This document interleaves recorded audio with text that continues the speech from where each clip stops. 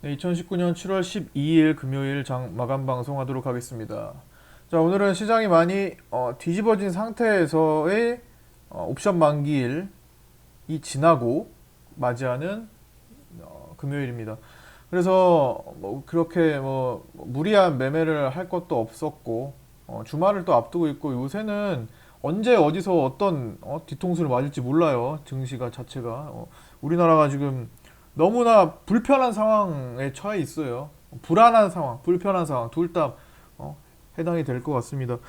참 언제 어떤 악재가 또 생길지 모르는 상황이지만 그래도 야, 이 정도면 다 됐다 싶을 정도의 느낌은 강하게 받는 그게 이제 투자 지표로서 확인이 되는 건데 일단은 그 투자 지표들을 제가 저점 지표들을 무시한 채 일본 악재에 맞아서 폭락을 추가적으로 진행했다고 말씀드렸죠. 그러고 나서 지금 3일째 시장이 무난하게 반등이 나오고 있는 시점이고 지금 그렇죠? 3일 양봉 이렇게 나왔죠.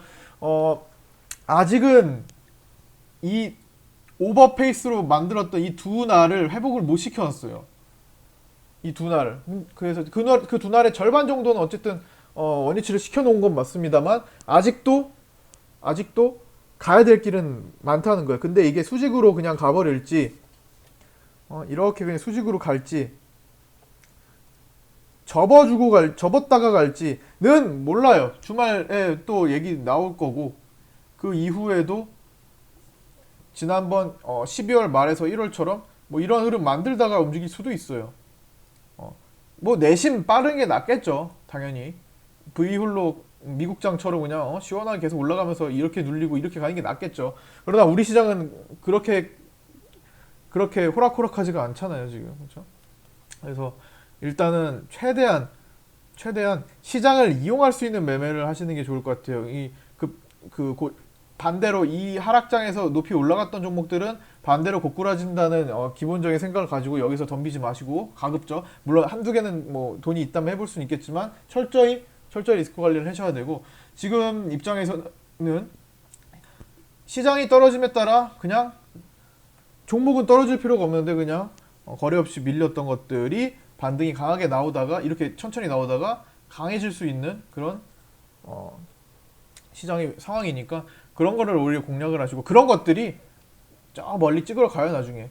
그러니까 지금 어떤 뭐 고점 종목 지금 굉장히 높게 간 종목들도 다 바닥 시절을 보내왔다는 겁니다. 그 바닥 시절을 보내는 종목이 지금 마침 시장 저점기를 맞이해서 엄청 많고요. 지금 이렇게 올라가 있는 종목도 다 모든 고점 종목, 모든 급등주들은 다 저런 시기를 다 지나왔잖아요. 우리 지금은 이 구간에 처한 종목들이 너무나 많기 때문에 여기서 옥석을 가려가면서 여기서 얘를 가지고 어떻게 해볼 생각을 하는 게 낫다는 거. 어쨌든 지금은 그런 기회니까. 이 기회는 지나가고 나면 또 사라져 버리잖아요.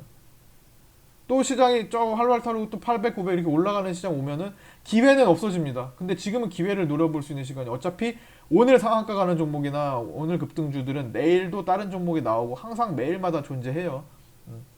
근데 지금 시기는 이 기회를 놓치면 아까울 수 있어요. 왜냐면 이게 이렇게 기회를 노리고 붙잡고 있다, 이런 것을 노려보다 보면 내 주식 인생에서 정말 걸려드는 대박을 하나 바닥부터 잡아내는 경우가 생길 수 있어요. 그 종목이 성장해서 커버리고 나는 아직 보유 물량을 간수하고 있다면 앞으로 그걸 배당만을 받고도 상담을 계속 그냥 그걸 갖고 있게 되는 경우도 생겨요. 아예 계좌 분리해가지고 이거는 내가 그냥 소유하게 되는 경우도 생깁니다.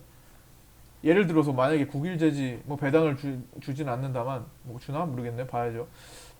이런 것들을 만약에 이런 동전 때 갖고 있는 상태로 내가 이 급등을 맞아서 더 이상 팔 필요가 없는 물량이 남았다. 다 그럴 수는 없어요. 만약에 예를 들어 만 주를 샀다.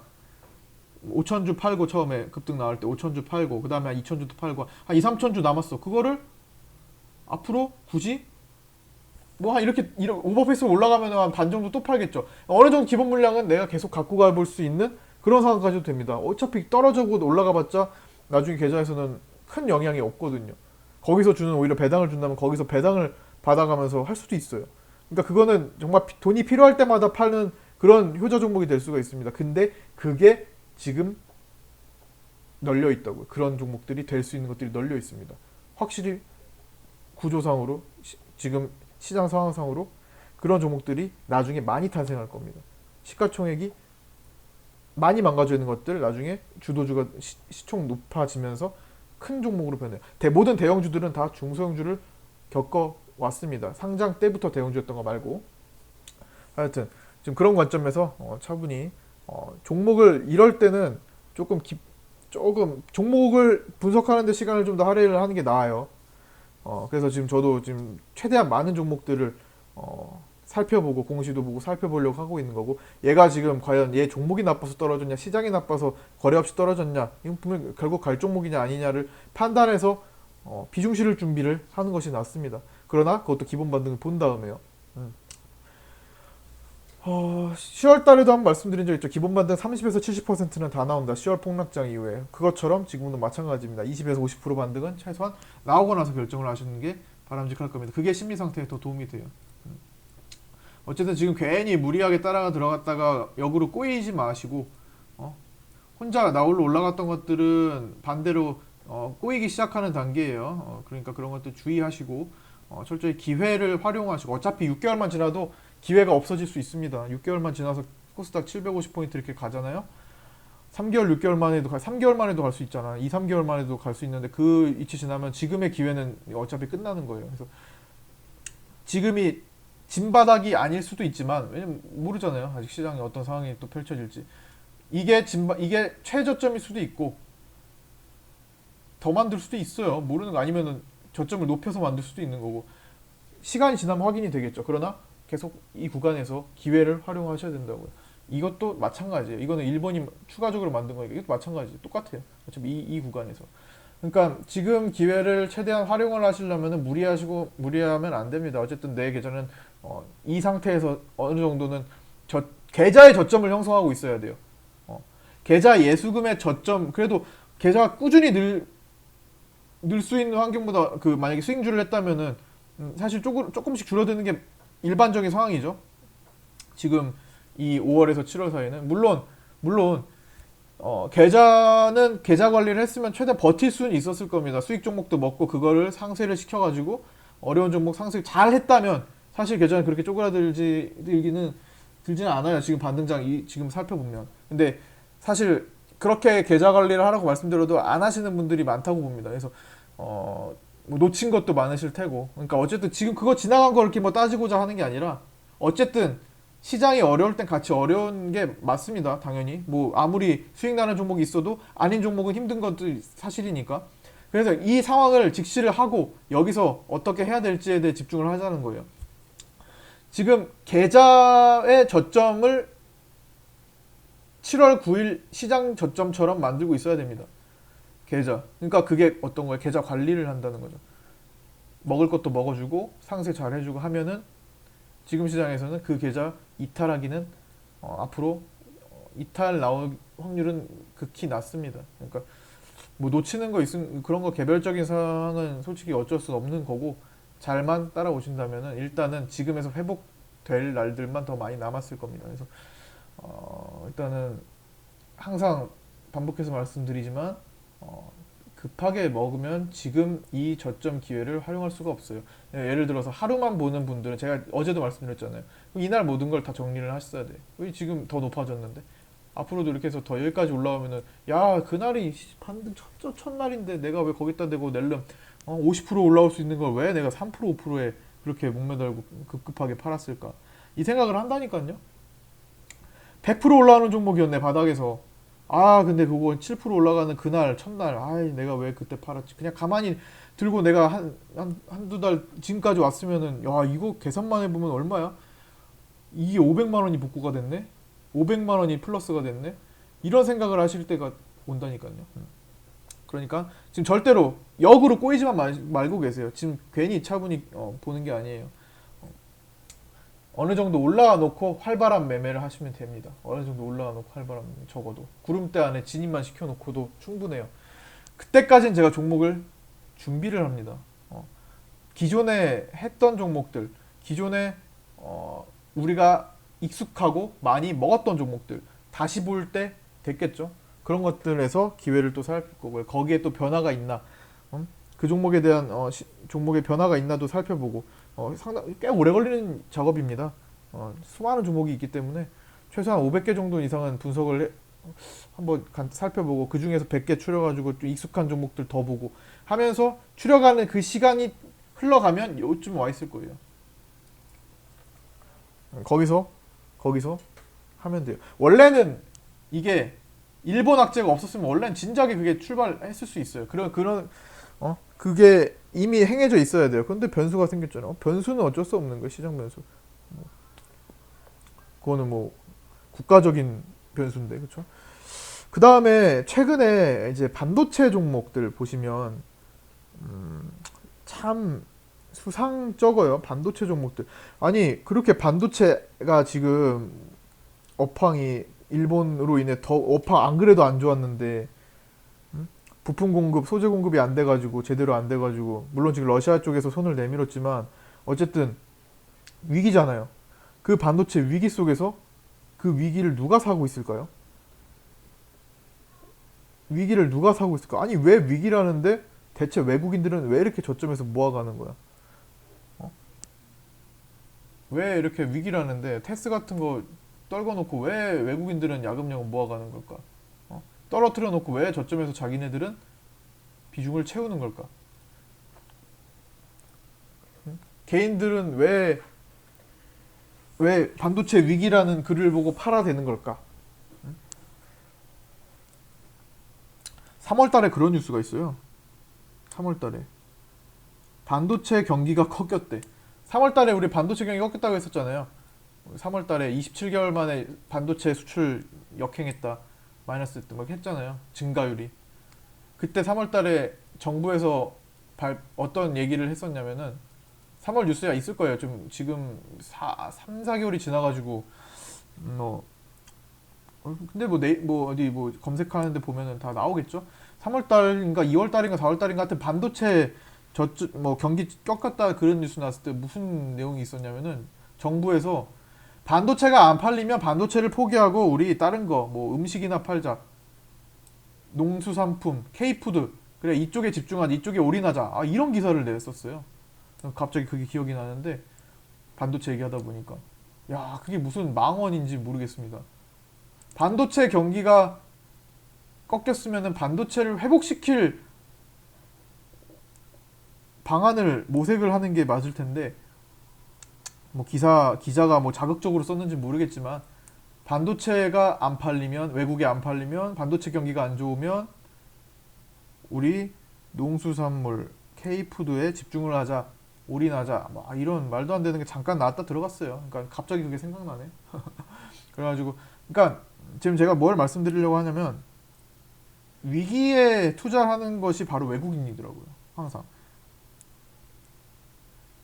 항상 폭삭 모든 게 주저앉을 수는 없어요. 그냥 이게 회복 불능 정도로 완전히 그냥 계속 무너지기만 하지는 않아요. 그게 미리 반영이 되고 있다. 반도체가 안 좋은 것은 미리 어차피 내려가 있을 거예요. 반도체가 안 좋다라는 얘기가 나왔다. 그럼 반도체주는 이미 바닥을 형성하고 있어요. 반도체뿐만이에요. 어떤 섹터가 안 좋다. 그게 이미 언론에 퍼질 정도면 이미 그거는 주가는 바닥을 치고 있어요.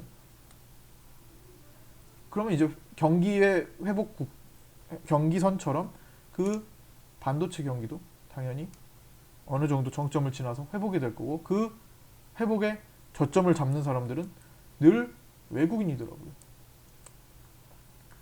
언론을 적극적으로 이용하는 측, 그리고 그 언론을 보고 반대로 언론을 믿고 거기에 맞게 행동하는 개인들. 잘 생각 한번 해보세요. 이거는 반도체 얘기고, 반도체가 최근에 외국인들이 전체적으로 지금 매집을 많이 하는 게 티가 나서 그래요. 테스뿐만이 아니라 많은 반도체주들이 바닥을 찍고 돌아올리는 과정, 저점에 있는데, 외국인들이 전반적으로 팔다가 저점에서 다시 사는 그런 경향을 보이기 때문에, 전체적으로 전반적인 경향을 무시할 수 없습니다.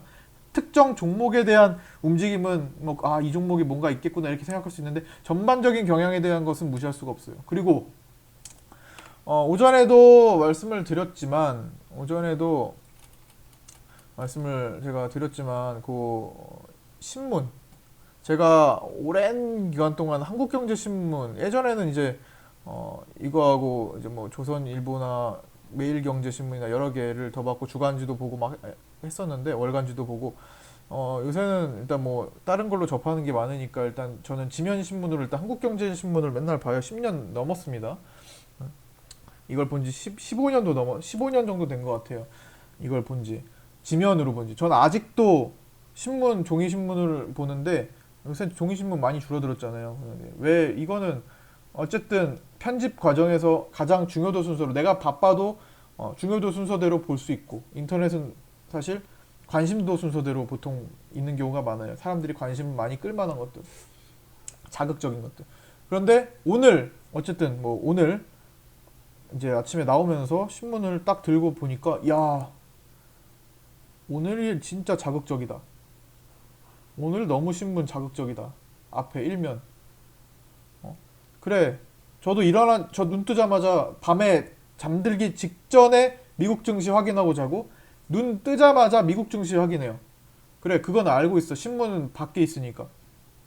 문 밖에 있으니까. 그래서 미국 증시, 야, 다우지수 27,000, 사상 최고가 찍었네. 이러고 이제 준비하고 나왔는데 딱 보자마자 한국에서 기업하기 정말 괴롭다. 옆에는 외국인 투자자도 반토막이다. 투자 불모지된 한국이다. 와, 이거 뭐 투자 심리가 나겠어요? 반면에 가운데 보니까 미증시는 사상 최고다. 이런 언론들을 접한 사람들이 누군데요? 대부분이 개인 투자자고 대부분이 언론 뉴스를 적극적으로 수용하는 층이고 그 층들이 개인 투자자 중에서도 돈이 많아요. 그쵸? 뉴스를 접해서 또는 TV를 접해서 매매하시는 분들의 투자금이 일반적인 개인 투자자 평균치를 다 넘어섭니다. 평균 이상이 많아요. 그럼 그 사람들의 자금이 모여서 개인 투자자의 이제 매매 동향이 일어나는 거잖아요. 최근에 이런 자극적인 것들이 너무나 많아요. 이거 반도체 저점 찍었을 때도 반도체는 지금 저점 찍었다가 한동안 올라왔다가 다시 조정받는 거죠. 올 초에 제가 아까 전에 3월달 말씀드렸죠. 2, 3월달에 그랬어요. 반도체 종목들 한번 보세요. 더 저점을 찍었다가 회복됐다가 다시 대쌍바닥을 만드는 과정이죠. 아까 전에 테스라 한번 볼까? 엄청나게 더 떨어졌었어요. 연초에. 이때 최악의 뉴스가 반도체에서 나왔고 지금은 경기에 대한 뉴스. 반도체를 넘어선 반도체도 포함되지만 반도체 그래서 그때 외국인들 잡아가지고 이만큼 올라왔었어요. 평균적으로. 이거 말고 다른 것도 되게 많습니다. 제이스텍 되게 많아요. 다 한번 살펴보세요. 반도체 종목들 전체적으로. 지금은 국가 경제 전체에 대한 부정적인 언론들이 쏟아져 나올 때 악재가 너무 많았기 때문에 그리고 그만큼 증시는 내려갔다는 거 그리고 투자 지표들 예탁금이라든지 신용 잔고 지표라든지 심리 지표라든지 기술적 지표 모든 것들을 다 살펴보고 한도 수급 현황도 누가 지금 현금화를 많이 해놨는지 개인인지 외국인인지 기관인지 개인이 지금 현금이 얼마나 있어요 현금화를 많이 해놓은 쪽이 누구지 그 주체들은 과연 증시를 끌어올릴 수 있을 능력이 되는지 개인들은 능력이 없어요 뭉칠 수가 없어요 끌어올릴 수 있을 만한지 외국인들이 돈을 많이 갖고 있다면 외국인들이 끌어올릴 수 있는지 당연하죠 어디가 지금 현금 확보를 많이 해놨는지 투신들은 과연 어떤 지금 역할을 하고 있는지 이런 것들 연기금은 지금 600조나 된다는데 얘네들이 연기금이 할 수 있는 역할이 뭔지